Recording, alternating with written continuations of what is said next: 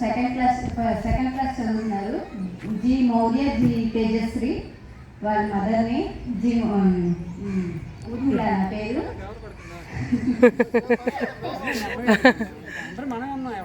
ముందు నేను ప్రైవేట్ స్కూల్లోనే చదివించాను. నెక్స్ట్ మా హస్బెండ్ అన్నారు ఎందుకు గవర్నమెంట్ స్కూల్లో జాయిన్ చేసేయండి అనేసి అంటే ఇక్కడ మొత్తం అన్ని స్కూల్లో చూసి ఈ స్కూల్లో జాయిన్ చేస్తాను నేను. నిజంగా సార్ ఫస్ట్ నేను గవర్నమెంట్ స్కూలే చదివాను 10th వరకు. కానీ ఎందుకంటే అప్పుడు అంత స్పెషాలిటీస్ లేవు. ఇప్పుడు స్పెషాలిటీస్కి అప్పటికి చాలా డిఫరెన్స్.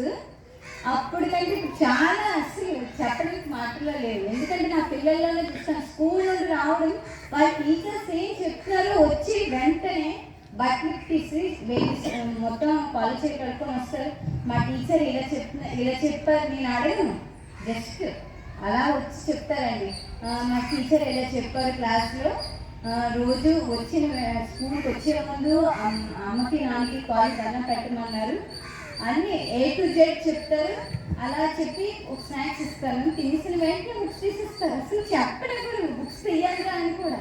అదే ప్రైవేట్ స్కూల్ నుండి వస్తే తీయండి అన్న, పుస్తకాలు తీయండి అన్న అన్న కూడా తీసేవాళ్ళు కాదు. ఇప్పుడు మాత్రం అసలు నా పిల్లలు చూస్తే నాకు చాలా